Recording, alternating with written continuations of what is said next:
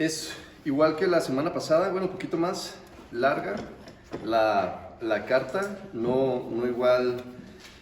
igualmente tiene que ser la enseñanza cortita, porque sea chiquita la carta, ¿no? Al contrario, está llena de vida esta carta para los hijos de Dios. Y es lo que vamos a ver el día de hoy, así que hermanos, agárrense. Ok, no tengo que dar mucho explicación acerca del contexto de esta carta porque es un contexto similar al de las otras dos. Se cree que esta carta la escribió más o menos al mismo tiempo que primera y segunda de Juan, entonces la situación en realidad pues sigue siendo la misma, no ha venido alguien más o algo diferente. Sigue habiendo división, sigue habiendo falsos maestros, sigue habiendo falsas doctrinas. En esta carta todavía el contexto sigue siendo el mismo que lo que estuvimos estudiando en primera y segunda de Juan. Primera de Juan fue una carta dirigida para las congregaciones en general, para el área de Asia Menor. Igual es global para todas las iglesias de todo el mundo, y pues a nosotros que estamos del otro lado del mundo es aplicable 100% a nosotros como hijos de Dios. Segunda de Juan, estuvimos hablando acerca de que es una carta que va dirigida a una congregación local, a una iglesia local, y a los hermanos que ahí se congregan. Y tercera de Juan va dirigida a un hermano en específico. Vamos a hablar de él. Hay tres personas en esta carta que hacen resaltar, aparte de Juan, que es el que lo está escribiendo, tres personas que se hacen notar mucho en esta epístola, en esta carta. Y la primera de ellas, a quien va dirigida la carta, a Gayo, un hermano que está en la iglesia. La segunda de ellas, Diótrefes, otro hermano que también está en la iglesia. Y la tercera de ellas, Demetrio. Es importante que analicemos cada una de estas porque tú y yo podemos ocupar conscientemente o generalmente de manera inconsciente por el pecado alguno de estos lugares. Y vamos a profundizar un poquito en esto porque en ningún momento vamos a dejar de hablar acerca de cómo es el comportamiento de un hijo de Dios en la congregación y fuera de la congregación. No sé si se han fijado o han puesto atención. En cada uno de los capítulos que hemos visto, de cada uno de los libros que hemos estudiado, siempre en cada capítulo hay oportunidad para que ese capítulo dé luz al Evangelio, para que se pueda predicar el Evangelio. Entonces, por decirlo de alguna manera, no menos clara, nunca vamos a dejar aquí de predicar el Evangelio. Nunca vamos a dejar de predicar el Evangelio, aunque nos llegáramos a congregar 50 años y todos los que empezaron viniendo con nosotros terminen siendo unos teólogos eruditos en el Evangelio, en las Escrituras. Nunca vamos a dejar de predicar el Evangelio, de estudiar el Evangelio, porque hermanos, a través de él hay vida eterna. No podría un hijo de Dios cansarse nunca de estudiar el Evangelio, de estudiar la doctrina de Cristo Jesús, porque pues imagínense alguien que se diga ser hijo de Dios, que diga, no, yo ya tuve suficiente del Evangelio, ¿no? ¿Cómo puedes tener suficiente de Cristo Jesús? Vamos a comenzar con el versículo 1.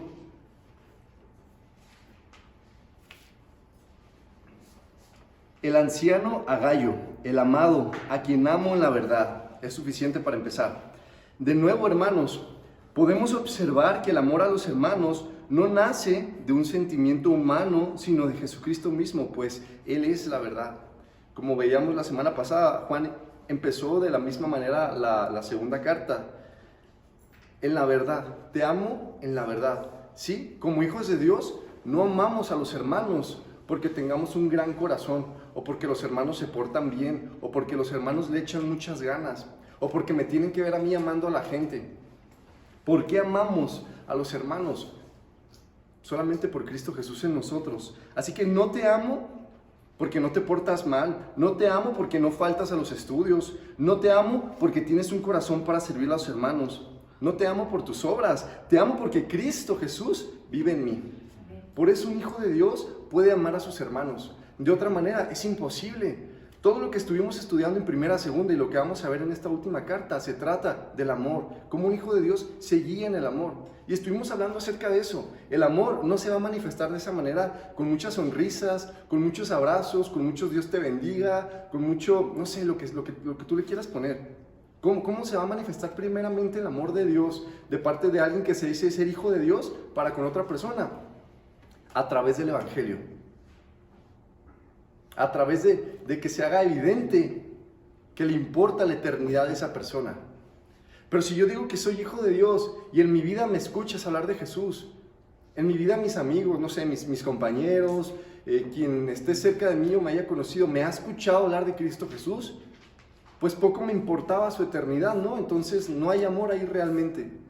A lo mejor sí le sonreí mucho, a lo mejor sí fui muy cordial con esa persona, llegué a abrazar a esa persona, llegué a, no sé, a felicitarla, a regocijarme con esa persona por algún logro. Pero si nunca le hablé de Cristo Jesús, del arrepentimiento, de la salvación, del perdón de pecados, de la santificación, del juicio venidero, significa que me la pasé muy padre con esa persona, pero que no amaba a esa persona. ¿Por qué? Porque me dio igual su eternidad. Versículo 2. Amado, yo deseo que tú seas prosperado en todas las cosas y que tengas salud, así como prospera tu alma. Contrario a lo que se ve hoy en día, este no es un versículo que apoya la doctrina de la prosperidad, que es una doctrina que ahorita está así en el top de lo que se predica. Es un saludo coloquial conocido por todas las personas, tanto como hoy en día, que te vaya muy bien, que tengas buen día, buena suerte. Es un saludo coloquial. Sí, esto no está apoyando para nada la doctrina de la prosperidad, la cual dice que si somos hijos de Dios, si somos hijos de un rey, entonces nos merecemos en esta tierra vivir como reyes, que no nos falte absolutamente nada, y eso es lo que persiguen. Hay que hacer énfasis en el último verso del versículo, cuando dice, así como prospera tu alma, y en el versículo 2. ¿Qué pues, hermanos? ¿Pediremos más bendición material y física por una persona que el estado que posee su alma en ese momento? ¿A qué me refiero? ¿Pediremos más bendición material y física por una persona que el estado en el que se encuentra su alma en este momento? ¿Pediremos que Dios haga rica a una persona llena de salud sin pedir bendición para su alma, porque su alma se está pudriendo? Nos acercaremos a las personas y oraremos por sanidad espiritual, física, por sanidad económica, porque no les falte nada, porque sobreabunden en todas las cosas, sin predicarles a Cristo Jesús, simplemente siendo una especie de entes cumpledeseos que van ahí con las personas levantando, imponiendo manos y diciendo, te bendigo en el nombre de Jesús para que el Señor te prospere, para que tengas larga vida, para que no te falte nada en lo económico. ¿Sirve de algo rogar por restauración física o económica por una persona si el estado de su alma se encuentra en putrefacción? ¿Sirve de algo intervenir por la salud de una persona en oración o por su economía si esa persona se está pudriendo el alma? ¿Se irá contento al infierno el rico y el que siempre gozó de buena salud si nunca conoció a Jesús y se arrepintió? ¿Sirve de algo entonces, hermanos? Hermanos, Dios no hace acepción de personas. Él no rechaza a los pobres y no está peleado con las riquezas, que nos quede bien claro a todos. Él es dueño de toda la plata y el oro. Pero si el rico o el pobre poseen un corazón idólatra, orgulloso y endurecido, entonces ambos morirán. No importa qué tan pobre o qué tan rico era. El problema del rico no son sus posesiones y su dinero, sino su corazón malvado. El problema del pobre no es su falta de administración, recursos y oportunidades financieros, sino su corazón malvado. Aquí el problema no es lo que hay en el exterior, y lo dice claramente la palabra. ¿Cuál es el problema? El corazón del hombre, el corazón perverso del hombre. Que si tiene mucha plata o que si no tiene nada de dinero, si su corazón está podrido, entonces es el mismo fin de cualquier pecador, porque lo es. ¿Podría prosperar nuestra alma si mientras acumulamos riquezas rechazamos la suficiencia de Cristo? Porque dice, así como prospera tu alma. Nuestra alma podría prosperar mientras nosotros en este mundo estamos acumulando cosas, bienes, posesiones, y al mismo tiempo estamos con nuestra forma de vivir rechazando la suficiencia de Cristo Jesús. No, hermanos, no puede, no va a poder. Créeme, el duro de corazón no va a ir al lago de fuego y azufre con todo lo que tenía en el banco, con todo lo que ahorró bajo el colchón. Y los que se salvan en Jesús, asimismo, ya poseemos todo en Él, vida eterna y vida en abundancia. Todo lo que se desprende de un solo versículo. Pero es que en la cultura de este mundo actual, y seguramente no tan actual, también desde mucho antes, cuando no hay revelación del Espíritu Santo, tú tomas un versículo, lo sacas de ahí, te lo adueñas y dices, esta es mi promesa, sin saber ni siquiera qué significa. No lleguen a ser necios queriendo bendecir la carne cuando el Espíritu está muerto, pero no dejen de desear el bien a los que ahora viven por su poder. Sí, usó un saludo coloquial, Juan, y de cierta manera, sí es una bendición, desea el bien para su hermano. Pero ¿qué dice el último del versículo? Así como prospera tu alma. Yo sé, hermano, que estás en Cristo Jesús. Yo sé, hermano, que le perteneces al Señor. Y yo deseo que te vaya bien. Pero se los repito, no lleguen a ser necios queriendo bendecir la carne cuando el espíritu está muerto. No lo hagan. No lo hagan. ¿Por qué? Porque ¿qué pasa si ustedes hablan con una persona que no tiene a Cristo Jesús y les dicen que el Señor te bendiga de todo tipo de bendición y te dé esto y te dé aquello? Ustedes están mandando al infierno a esa persona. ¿Por qué? Porque no le están dando la vida en sí, que es el arrepentimiento, la fe en Cristo Jesús.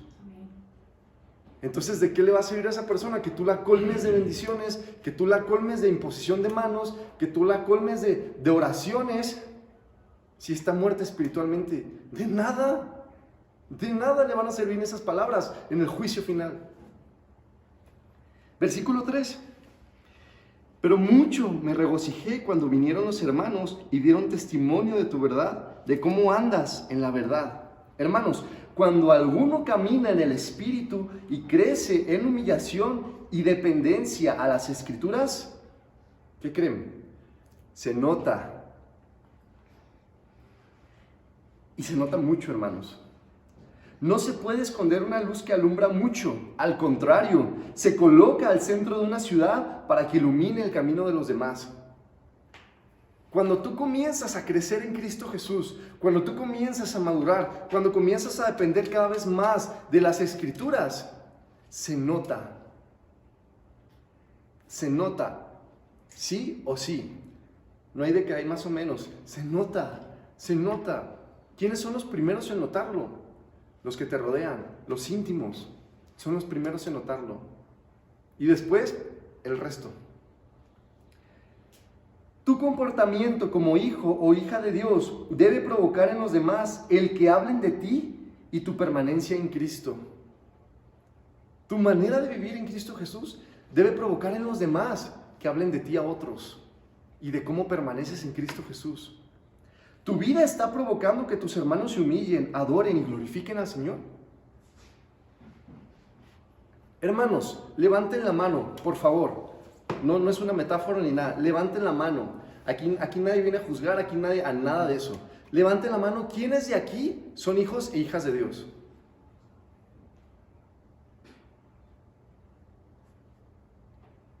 A ustedes. ¿Tu vida está provocando que tus hermanos se humillen, adoren y glorifiquen al Señor? Eso es lo que está provocando tu vida. Arrepentimiento en el corazón de las demás personas. O todo lo contrario, o nada. Versículo 4. No tengo yo mayor gozo que este, el oír que mis hijos andan en la verdad. ¡Qué alegría, amados, cuando te enteras que aquel o aquellos a quienes te entregaste para enseñar el Evangelio han permanecido en la verdad! Tú eres esa luz en medio de la ciudad. Crece y da fruto, ilumina el camino de otros y honra a Dios con tu vida, con tu manera de comportarte. Predica a Cristo, hermano, pero primero asegúrate de ser conocido por Él, para que la luz que crees tener no venga a ser en realidad tinieblas. Y lo repetía, semanas atrás, ¿lo recuerdan? Si no estás seguro de conocer a Jesús, lo que está diciendo este capítulo es: reciban a sus hermanos siervos de Dios. Pero recordemos que está hablando el capítulo pasado.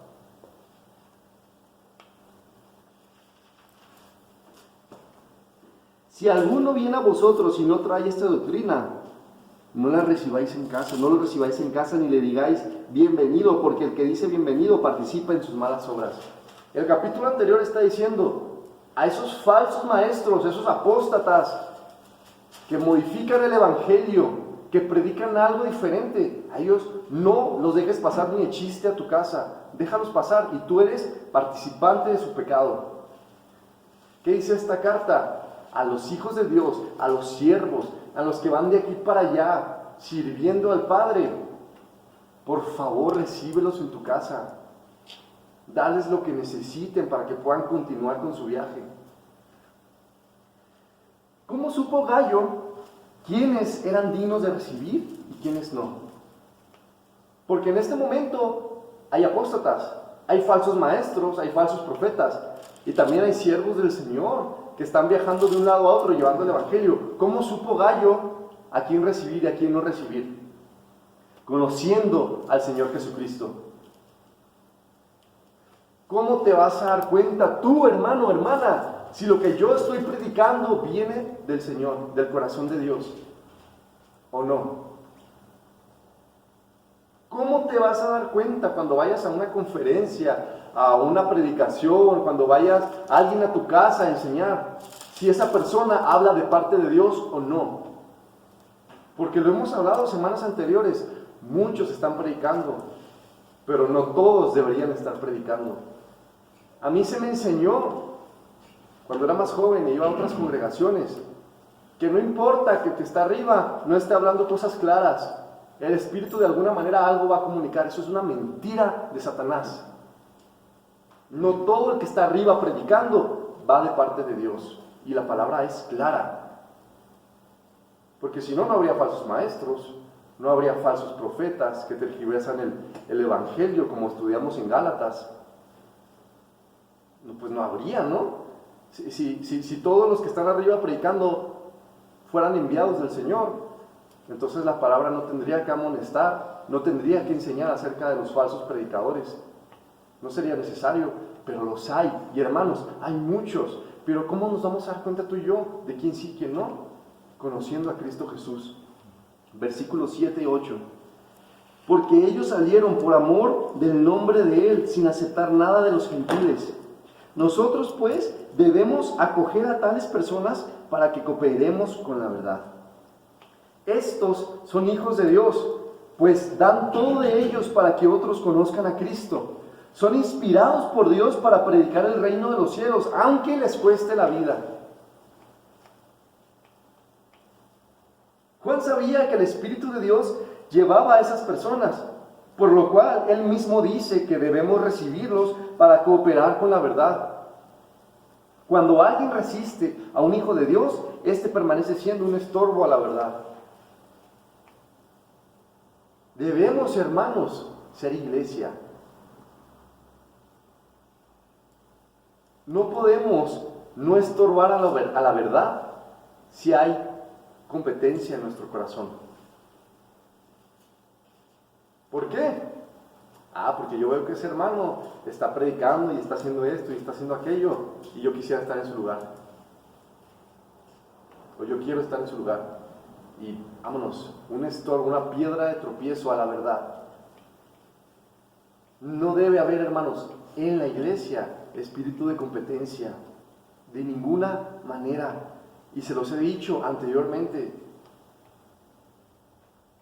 que el Señor me tenga aquí enseñando a ustedes no significa que yo me he convertido en una autoridad para ustedes, en donde ustedes tienen que obedecerme a mí. Ustedes y yo tenemos que obedecer esto. Y en el momento en el que yo me pare frente a ustedes con una doctrina de hombres, ustedes no solo tienen el derecho, deben alzar la voz. Deben venir conmigo y decirme, lo que estás predicando no viene de Dios. ¿Y cómo se van a dar cuenta ustedes si viene o no de Dios? Conociendo a Cristo Jesús. Versículo 9. Yo he escrito a la iglesia, pero Diótrefes, el cual le gusta tener el primer lugar entre ellos, no nos recibe. Diótrefes, hermanos, escuchen bien, Es todo lo que un cristiano no debe de ser. Le encanta ser el centro de atención y que los demás solo lo escuchen a él. Él siempre está por encima de todos y no le importa pisar a otras personas. No tiene un corazón enseñable porque cree ya saber todo. Rechaza la verdad y somete a otros a su propia voluntad. Es el tirano de una congregación y el primero en hablar mal de los hermanos a sus espaldas. Es un cobarde y asesino, impide la verdad y no le interesa la perdición de muchos. Vive para él nada más. No está bien ir a una iglesia solo para buscar tener un liderazgo o un lugar de prestigio, hermanos. ¿Qué prestigioso puede tener dar tu vida para que otros se salven?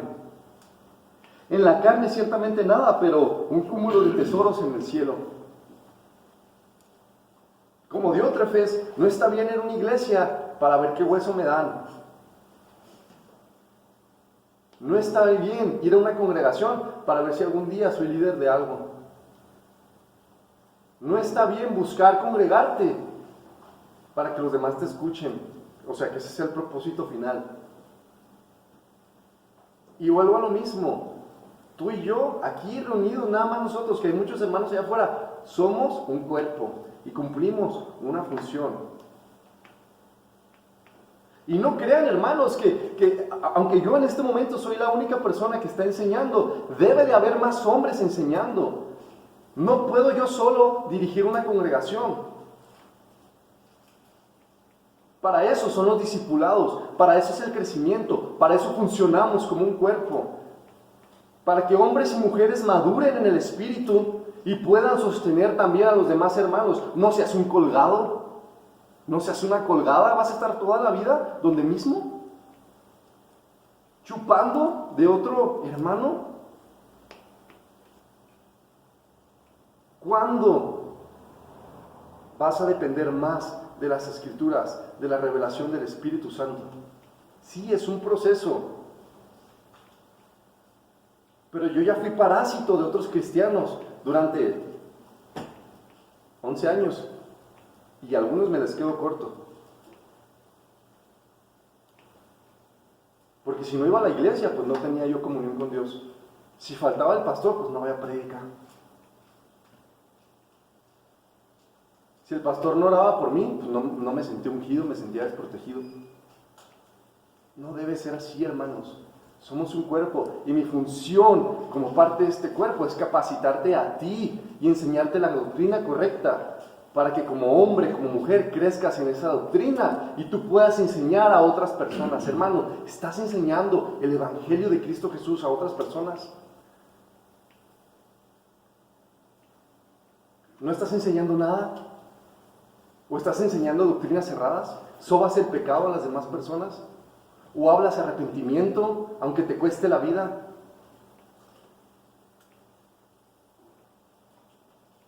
Versículo 10. Por esta causa, si yo fuere, recordaré las obras que hace parloteando con palabras malignas contra nosotros, y no contento con estas cosas, no recibe a los hermanos, y a los que quieren recibirlos se lo prohíbe, y los expulsa de la iglesia. Bueno, aquí por esto podemos entender que Diótrefes ocupa un cargo de liderazgo. Seguramente, o lo más posible, es que sea un anciano en una congregación. Así que lo repito, hermano.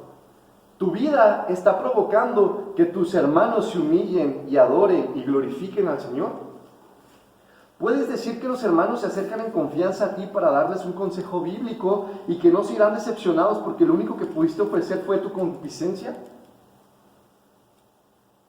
Hay muchos liderando iglesias por todo el mundo, pero no todos son de bendición y vida, sino que algunos están ahí para llevar destrucción y muerte a muchos por la perversidad de sus corazones. Yo antes creía que aunque estuvieras viviendo en pecado podías predicar. ¿Y saben por qué?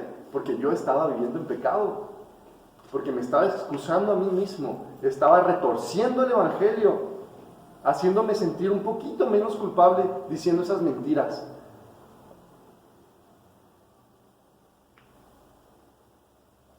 Y no, hermanos, no solamente los que están al frente tienen ese llamado a santificarse y a depender más de las Escrituras.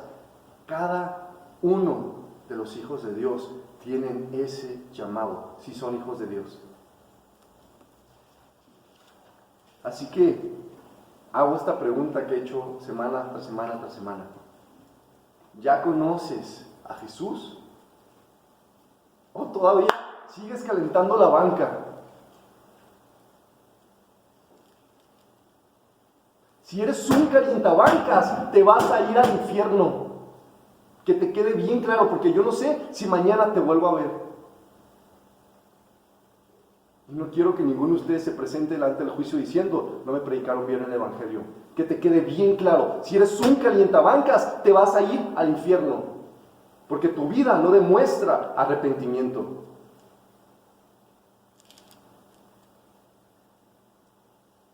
Versículo 11. Amado, no imites lo malo, sino lo bueno. El que hace lo bueno es de Dios, pero el que hace lo malo no ha visto a Dios. Ninguno podría decir en el juicio, Dios juez, no apliques contra mí tu justicia, aunque mi comportamiento siempre fue perverso, mi actitud y mi lengua siempre se inclinaron a la maldad y nunca me interesó la salvación de nadie. Yo siempre fui a la iglesia. Nunca nadie va a poder presentar una excusa a Dios en el día del juicio. Ay, Señor, no seas gacho. Yo siempre fui a la iglesia, nunca falté. Daba dinero, estuve en algún ministerio, apoyé a muchas personas. Si no eres conocido por Cristo Jesús, no me importa quién seas, ni cuántos años tengas en el ministerio, si no eres conocido por Cristo Jesús, solo va a haber una respuesta: apártate de mí, hacedor de maldad. El que hace lo bueno es de Dios. Ahora una pregunta, ¿qué es hacer lo bueno? ¿Habrá un mayor bien que vivir y predicar el único camino al perdón y vida eterna? ¿Hay algo más bueno que eso, hermanos?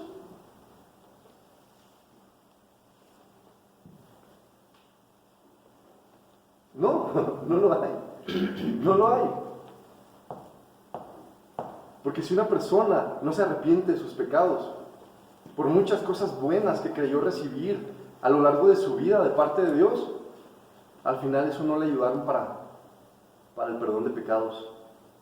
Y escucho a tantas personas decir, ay, es que Dios me bendice mucho, ay, es que Dios me tiene bien chiple, porque le dieron un bono extra en el trabajo, porque una ayudita por aquí, porque esto y porque aquello, pero su vida muestra depravación, falta de arrepentimiento, independencia de las Escrituras. No está recibiendo nada de Dios, nada está recibiendo de Dios. No te atrevas nunca a decir, Dios me tiene bien chiple, si tu actitud es de pecado. Todo lo contrario, Satanás te tiene bien engañado.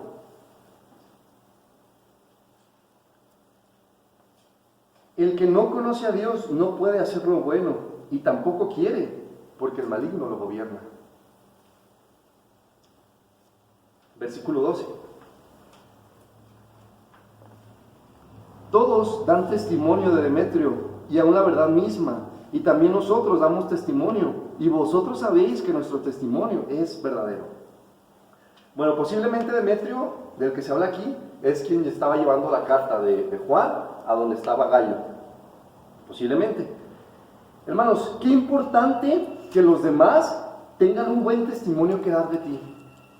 Qué importante que la misma palabra testifique de ti. Qué mediocre y perverso el que se dice santo y continuamente trata mal a sus hermanos. La palabra dará testimonio en contra de tal persona. Qué importante que los hermanos tengan buen testimonio de tu vida. Y lo estuvimos hablando. Nos podemos hacer unos expertos. Si nos nominaran para el Oscar, seguro ganábamos, o ya tendríamos unos 20 por actuar bien, por dar siempre la mejor cara, para hacer creer a otras personas que sí somos cristianos, que ya nos arrepentimos. Y lo comenté, puedes engañar, incluso toda la vida, incluso a mí, puedes engañarme a mí toda la vida, y hacerme creer toda la vida que eres cristiano, porque eres un excelente actor, una excelente actriz. Pero si tu corazón no está limpio por el Evangelio, no hay arrepentimiento, no crees en Cristo Jesús como tu Dios suficiente, Salvador, en el juicio se van a caer las máscaras. Vas a estar completamente desnudo, desnuda, delante de la palabra de verdad, que va a exponer todas tus obras. Hermanos, la palabra es bien clara. El que hace lo bueno es de Dios. ¿Y qué es lo bueno? Sino vivir el Evangelio y predicarlo. ¿Obras buenas? Cualquiera. Así hay de religiones de obras. Así. Para aventar para arriba. Sal de aquí y cruza la cuadra y ya encontraste otra nueva religión de obras. Así hay de religiones de las obras. La gracia, hermanos, de Cristo Jesús debe ser suficiente para tu vida. Y ¿sabes qué? Esa gracia te transforma. Y es lo que hablamos comenzando el capítulo, la carta. Va a ser evidente para los que te rodean que esa gracia te está transformando. Y antes de pensar en otras personas, es que fulanito sí ya tiene muchos años en el Evangelio y pues la neta no se le ve. Antes de pensar en otra persona, piensa en ti mismo. Examínate. Constantemente. Vamos a terminar. Yo tenía muchas cosas que escribirte, pero no quiero escribírtelas con tinta y pluma, porque espero verte en breve y hablaremos cara a cara. La paz sea contigo. Los amigos te saludan. Saluda tú a los amigos, a cada uno en particular. Bueno, aquí vemos por qué la carta no está larga, ¿no? Aquí vamos a ver que Juan prefiere estar cara a cara con sus hermanos, como vimos también en la carta anterior. Y es lo más importante, ¿no? Es esencial que tengamos esa comunión entre hermanos. Y miren, creo que sí se los llegué a mencionar la semana pasada. Si a mí no me importaran ustedes, cada uno de ustedes, mejor yo les predico cómo hacer más dinero. Mejor yo les predico que son hijos e hijas del rey y deben de vivir como reyes aquí en la tierra. Y que no pasa nada con su estado pecaminoso. El Señor los abraza y los perdona.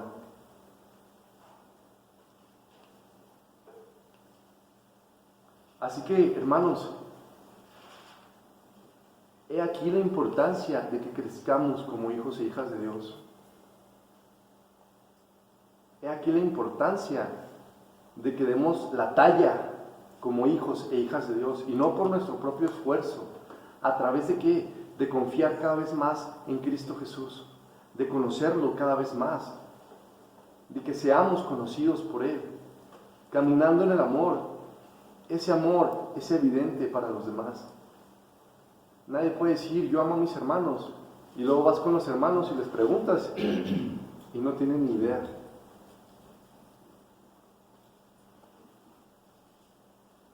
Hay que arrepentirnos. Nadie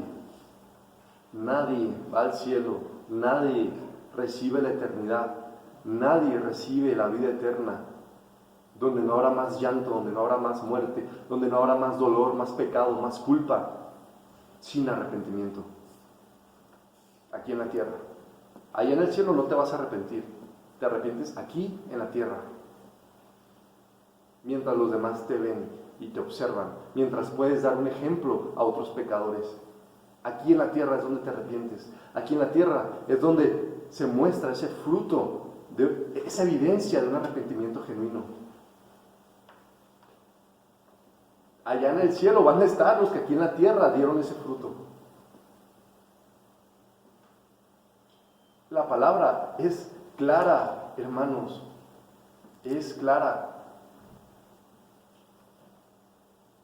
Y no es que algunas veces sea bonita y algunas veces sea dura. Siempre es hermosa y siempre es dura.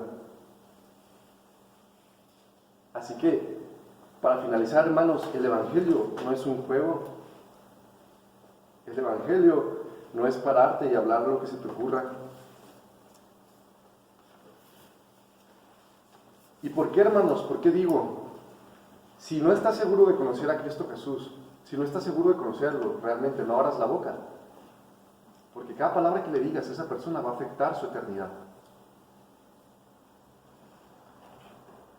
Y si no conocemos a Cristo Jesús y predicamos mentiras, como dice la palabra, vamos a ser ciegos, guiando a otros ciegos.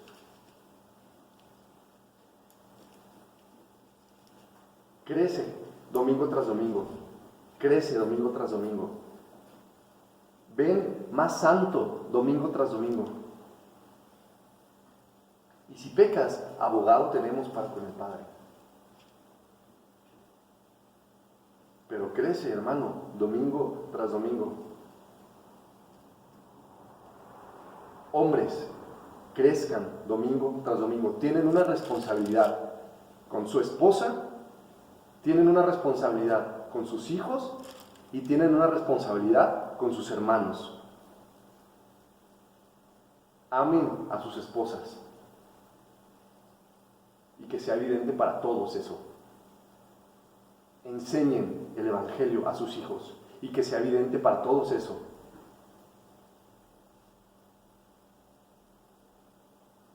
Amen a sus hermanos y que sea evidente para todos eso.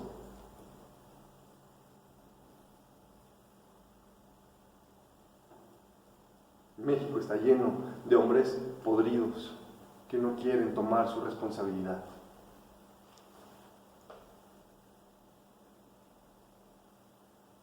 Mujeres, sométanse a Cristo. Sujétense a un varón, a su pareja, a su padre o a los hermanos en la congregación. Porque ese es el orden de Dios. Nada de que feminismo, nada de que machismo, es el orden de Dios.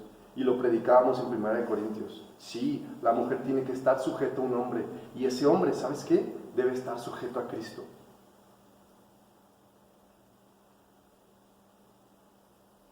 ¿Y cómo es un hombre sujeto a Cristo? La palabra lo dice. Esposos, amen a sus esposas como Cristo amó a la iglesia. Ese es un hombre de Dios. ¿No sabes cómo Cristo amó a la iglesia? Lo hemos predicado domingo tras domingo. Murió por nosotros. Siendo Dios, no tuvo eso como algo a que aferrarse y se humilló haciéndose un hombre. Ese es un hombre de Dios. Tiene que haber evidencia, hermanos. Tiene que haber evidencia. Amén. Señor, gracias por tu palabra. Gracias porque, guardando nuestra vida aquí en la tierra, tú nos expones a tu misericordia. Tú nos expones a tu verdad. Nos hablas arrepentimiento a nuestras vidas para que dejemos la antigua manera de vivir, para que caminemos confiando en ti, para que desechemos al viejo hombre, Señor, porque en ti está clavado en la cruz. Ya no, Señor, ya no estamos más bajo el poder de Satanás. Tú nos has liberado a través de tu palabra para vivir en santidad, en amor.